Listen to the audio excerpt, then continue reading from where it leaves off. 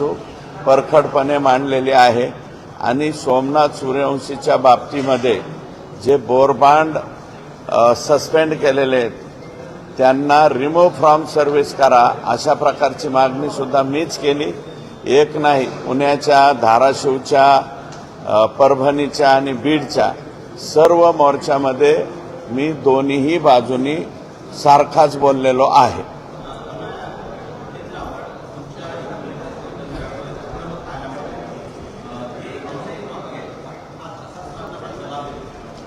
हे पहा, जे त्या ठिकाणी मोर्चेकरी होते, मोर्चेकऱ्यांच्या संमतीने मोर्चा मिटवणं योग्य का अयोग्य? जर अयोग्य असेल तर जितेंद्र आव्हाड म्हणते ते जितेंद्र आव्हाडांना फक्त राखेल टाकायचाच धंदा कळतो का? सामाजिक स्वास्थ्य महाराष्ट्रातलं शांत राहिले नाही पाहिजे का? कुठेतरी प्रकरण तिकडच्या तिकडं म्हणजे लॉंग मार्च मुंबईला येण्याच्या अगोदर नाशिकमध्येच थांबला। याच्यामुळं जितेंद्र आव्हाडांना काही पोटसूळ वगैरे सुटलाय का काय असं मला या ठिकाणी म्हणायचंय। आणि जितेंद्र आव्हाड साहेब, तुम्हाला स्वतःला वाटत असेल की तुम्हीच फक्त फुले शाहू आंबेडकर वादाचे ठेकेदार आहात, तसं नाही। आम्ही सुद्धा त्याच विचाराचे आहोत, त्याच विचाराने चालतो आणि हे कुठंतरी प्रकरण थांबलं पाहिजे। हे आणि जे काही माननीय मुख्यमंत्र्यांनी परभणीच्या प्रकरणामध्ये सुद्धा सगळी बाजू पॉझिटिव्ह घेतलेली आहे, मग तुम्ही निगेटिव्हच का पसरवताय? ज्युडिशियल इन्क्वायरी लावलेली आहे। सोमनाथच्या जे संबंधित पोलीस होते ते सर्वचे सर्व सस्पेंड केलेले आहेत आणि माझं वाक्य कालचं जे दाखवलेलं आहे ते मोडून तोडून दाखवलेलं आहे। मी म्हणलो होतो की जे व्हिज्युअलमध्ये दिसतायत त्या पोलिसांच्या वरती सस्पेन्शनची कारवाई करा, परंतु जे व्हिज्युअल्समध्ये दिसत नाही, ज्यांचा लाठीचार्जशी संबंध नाही, अशा काही पोलिसांना थोडंसं माफ करा, एवढंच त्या ठिकाणी मी बोललेलो आहे।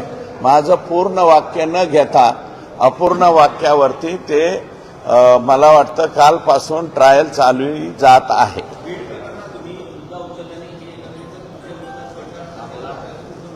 शंभर टक्के बीड प्रकरण मी उचललंय आणि परभणीचं प्रकरण सुद्धा मीच उचललं।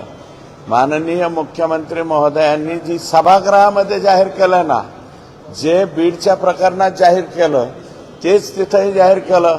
माननीय मुख्यमंत्र्यांनी सोमनाथ सूर्यवंशी यांच्या कुटुंबियांना 10 लाखाची मदत जाहीर केली, त्याच्यानंतर वाकोडे साहेबांच्याला 5 लाख रुपये मदत जाहीर केली।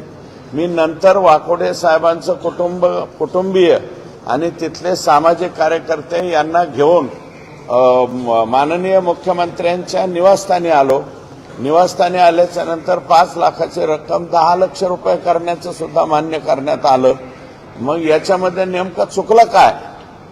निगेटिव्ह भूमिकेमध्ये मला घेऊन चाललाय तुम्ही, याच्यात चुकलं काय? मला त्याचं उत्तर सांगावं।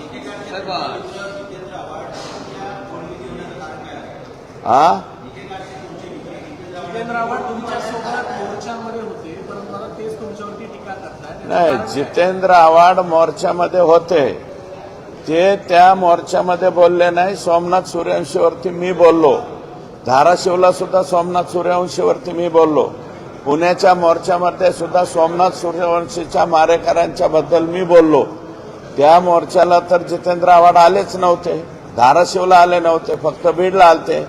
आणि मोर्चा निघाल्याच्या नंतर पहिल्या दिवसापासून मोर्चेकरांशी जे आंदोलक होते त्यांच्याशी मी सतत संपर्कात होतो, त्यांना मी विनंती करत होतो।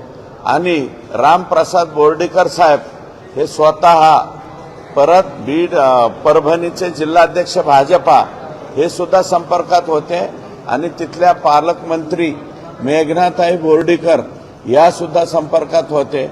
आम्ही सर्वजण त्यांना दररोज विनंती हे करत होतो की हे क्लेशकारक आंदोलन तुम्ही कुठेतरी थांबवा, तुमच्या आणखी काही मागण्या असतील त्या आपण पूर्ण करू।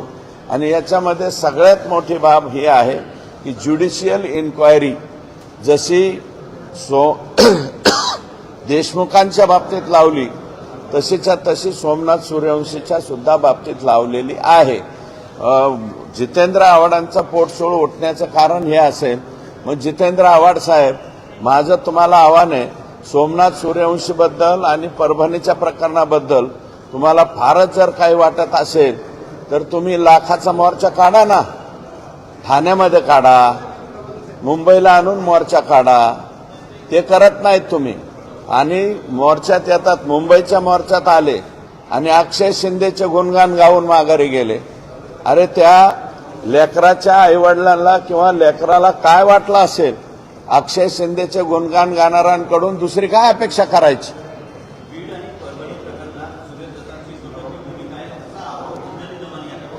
अहो, माझी दुटप्पी वगैरे नाही, एकच टप्पी आहे.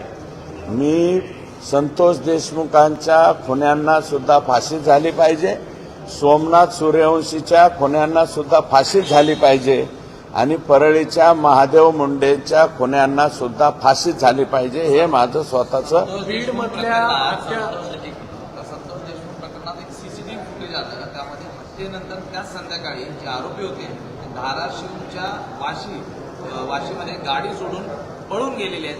कुणी यांना त्या ठिकाणी मदत केली असावी असं आपल्याला वाटतंय. तो नितीन काहीतरी नाव मी घेतलेलं आहे अगोदरच. वाशीमध्ये बिक्कड, नितीन बिक्कड याने मदत केलेली आहे.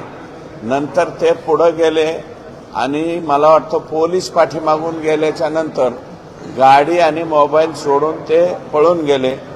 फक्त यातला विष्णू चाटे जो आहे तो वेगळ्या पद्धतीने पळून गेला.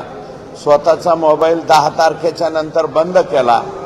9 तारखेला घटना घडली, 10 तारखेला मोबाईल बंद केला. परंतु माझी जी माहिती मिळते, पोलीस त्यातून सुद्धा मार्ग काढतील आणि योग्य तो न्याय देतील. याच्यामध्ये बीडचा तपास सुद्धा एसआयटीचा अतिशय योग्य चाललेला आहे आणि परभणी प्रकरणाचा सुद्धा तपास योग्य चाललाय असं माझं मत आहे. महादेव मुंडे हत्या प्रकरणाच्या संदर्भात काय अपडेट आहे? तुम्ही महादेव मुंडे प्रकरणामध्ये सुरुवातीला ते 15 महिने तपासच झाला नाही. मी मुद्दा उपस्थित केल्याच्या नंतर बीडच्या एसपींनी त्या ठिकाणी चौकशी समिती लावली आणि अंबाजोगाईचे डीवायएसपी यांच्या अध्यक्षतेखाली एलसीबीची सर्व टीम त्यांना दिली आणि ज्या दिवशी ही ऑर्डर काढली त्या दिवशी पासून 12 ते 15 लोक परळीमधले फरार झालेले आहेत आणि ते जे फरार झालेले त्यांच्या पाठीमागे पोलीस लागले आणि माझं मत आहे महादेव मुंडेच्या प्रकरणामधले आरोपी फार लवकर अटक होतील अशी आशा आता निर्माण झालेली.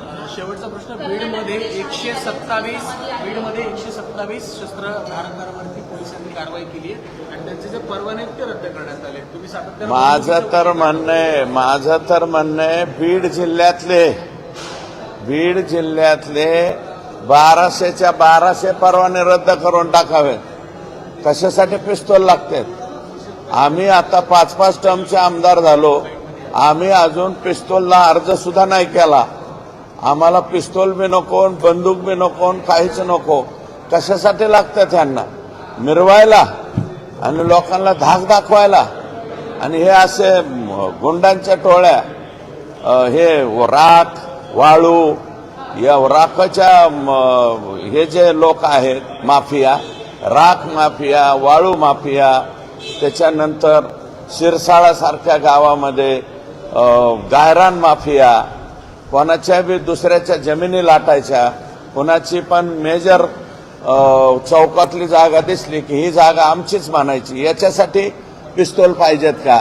मला वाटतं 1200 पैकी 600 तर पिस्तूल हे परळी मतदारसंघातलेच असावेत.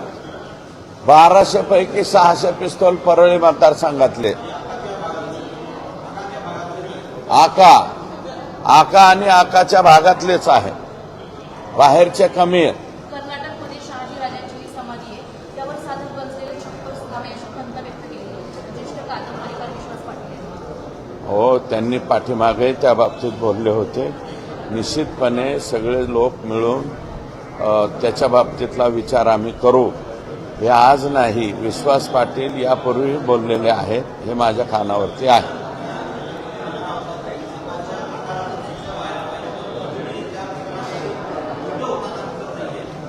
लागेल. तपास चालू आहे. शांतता कोर्ट चालू आहे ना, तसं शांतता घ्या.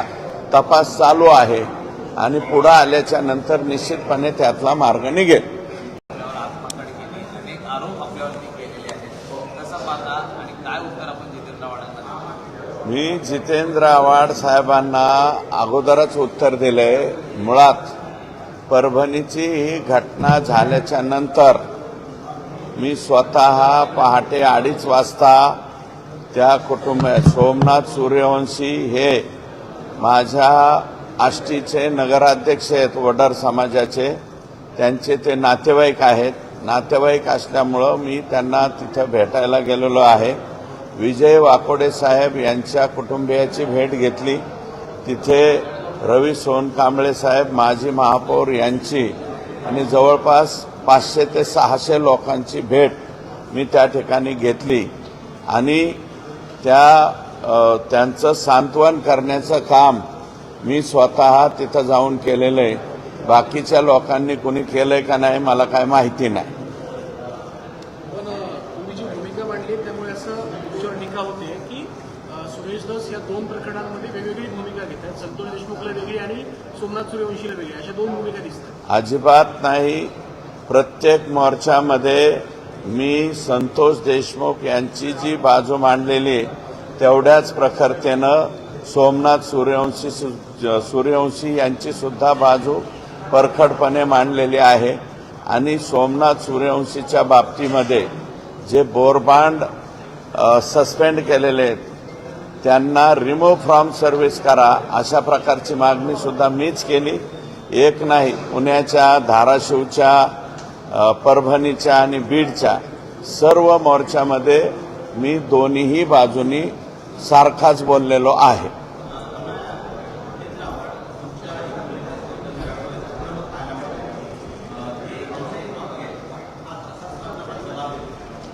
हे पहा, जे त्या ठिकाणी मोर्चेकरी होते, मोर्चेकऱ्यांच्या संमतीने मोर्चा मिटवणं योग्य का अयोग्य? जर अयोग्य असेल तर जितेंद्र आव्हाड म्हणते ते. जितेंद्र आव्हाडांना फक्त राखेल टाकायचाच धंदा कळतो का? सामाजिक स्वास्थ्य महाराष्ट्रातलं शांत राहिलं नाही पाहिजे का? कुठंतरी प्रकरण तिकडच्या तिकडं म्हणजे लॉंग मार्च मुंबईला येण्याच्या अगोदर नाशिकमध्येच थांबला. याच्यामुळं जितेंद्र आव्हाडांना काही पोटसूळ वगैरे सुटलाय का काय असं मला या ठिकाणी म्हणायचंय. आणि जितेंद्र आव्हाड साहेब, तुम्हाला स्वतःला वाटत असेल की तुम्हीच फक्त फुले शाहू आंबेडकर वादाचे ठेकेदार आहात. तसं नाही, आम्ही सुद्धा त्याच विचाराचे आहोत, त्याच विचाराने चालतो. आणि हे कुठंतरी प्रकरण थांबलं पाहिजे. हे आणि जे काही माननीय मुख्यमंत्र्यांनी परभणीच्या प्रकरणामध्ये सुद्धा सगळी बाजू पॉझिटिव्ह घेतलेली, मग तुम्ही निगेटिव्हच का पसरवताय? ज्युडिशियल इन्क्वायरी लावलेली आहे. सोमनाथच्या जे संबंधित पोलीस होते ते सर्वचे सर्व सस्पेंड केलेले आहेत. आणि माझं वाक्य कालचं जे दाखवलेलं आहे ते मोडून तोडून दाखवलेलं आहे. मी म्हणलो होतो की जे व्हिज्युअलमध्ये दिसत आहेत त्या पोलिसांच्या वरती सस्पेन्शनची कारवाई करा, परंतु जे व्हिज्युअल्समध्ये दिसत नाही, ज्यांचा लाठीचार्जशी संबंध नाही, अशा काही पोलिसांना थोडंसं माफ करा, एवढंच त्या ठिकाणी मी बोललेलो आहे. माझं पूर्ण वाक्य न घेता अपूर्ण वाक्यावरती ते मला वाटतं कालपासून ट्रायल चालू जात आहे.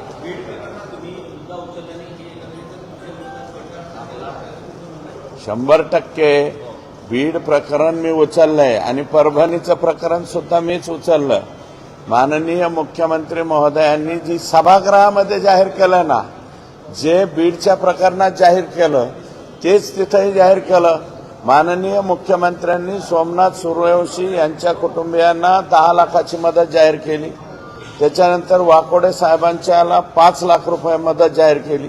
मी नंतर वाकोडे साहेबांचं कुटुंबीय आणि तिथले सामाजिक कार्यकर्ते यांना घेऊन माननीय मुख्यमंत्र्यांच्या निवासस्थानी आलो निवासस्थानी आल्याच्या नंतर 5 लाखाची रक्कम 10 लक्ष रुपये करण्याचं सुद्धा मान्य करण्यात आलं.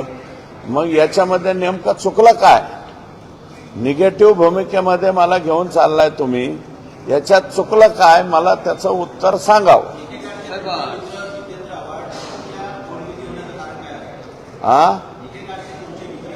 जितेंद्र आव्हाड तुमच्यासोबत मोर्चामध्ये होते, परंतु आता तेच तुमच्यावरती टीका करतायत. नाही, जितेंद्र आव्हाड मोर्चामध्ये होते, ते त्या मोर्चामध्ये बोलले नाही. सोमनाथ सूर्यवंशीवरती मी बोललो, धाराशिवला सुद्धा सोमनाथ सूर्यवंशीवरती मी बोललो, पुण्याच्या मोर्चामध्ये सुद्धा सोमनाथ सूर्यवंशीच्या मारेकऱ्यांच्या बद्दल मी बोललो.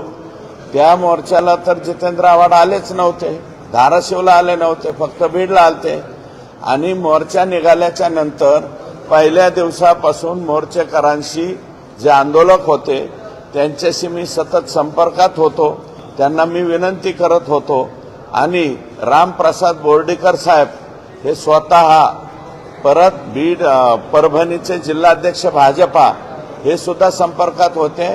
आणि तिथल्या पालकमंत्री मेघनाताई बोर्डीकर या सुद्धा संपर्कात होते. आम्ही सर्वजण त्यांना दररोज विनंती हे करत होतो की हे क्लेशकारक आंदोलन तुम्ही कुठंतरी थांबवा, तुमच्या आणखी काही मागण्या असतील त्या आपण पूर्ण करू. आणि याच्यामध्ये सगळ्यात मोठी बाब ही आहे की ज्युडिशियल इन्क्वायरी जशी देशमुखांच्या बाबतीत लावली तशीच्या तशी सोमनाथ सूर्यवंशीच्या सुद्धा बाबतीत लावलेली आहे. जितेंद्र आव्हाडांचा पोटसोळ उठण्याचं कारण हे असेल. मग जितेंद्र आव्हाड साहेब, माझं तुम्हाला आव्हान आहे, सोमनाथ सूर्यवंशीबद्दल आणि परभणीच्या प्रकरणाबद्दल तुम्हाला फारच जर काही वाटत असेल तर तुम्ही लाखाचा मोर्चा काढा ना, ठाण्यामध्ये काढा, मुंबईला आणून मोर्चा काढा. ते करत नाहीत तुम्ही. आणि मोर्चात येतात, मुंबईच्या मोर्चात आले आणि अक्षय शिंदेचे गुणगान गाऊन माघारी गेले. अरे त्या लेकराच्या आईवडिलांना किंवा लेकराला काय वाटलं असेल? अक्षय शिंदेचे गुणगान गाणाऱ्यांकडून दुसरी काय अपेक्षा करायची?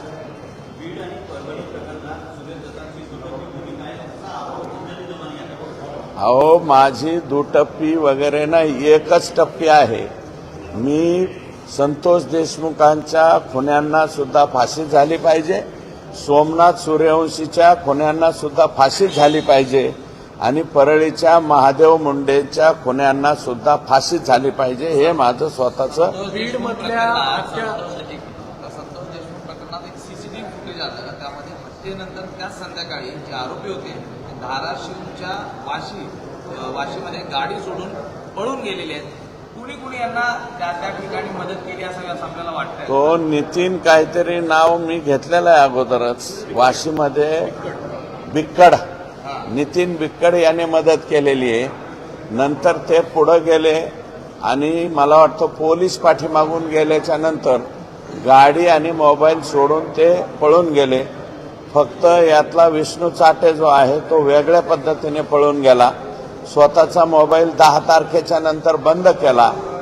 9 तारखेला घटना घडली, 10 तारखेला मोबाईल बंद केला. परंतु माझी जी माहिती मिळते, पोलीस त्यातून सुद्धा मार्ग काढतील आणि योग्य तो न्याय देतील.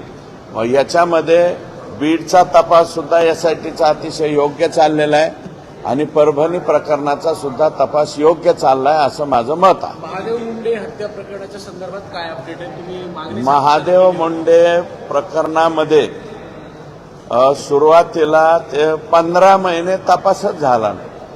मी मुद्दा उपस्थित केल्याच्या नंतर बीडच्या एसपींनी त्या ठिकाणी चौकशी समिती लावली आणि अंबाजोगाईचे डीवायएसपी यांच्या अध्यक्षतेखाली एलसीबीची सर्व टीम त्यांना दिली आणि ज्या दिवशी ही ऑर्डर काढली त्या दिवशी पासून 12 ते 15 लोक परळीमधले फरार झालेले आहेत आणि ते जे फरार झालेले त्यांच्या पाठीमागे पोलीस लागले.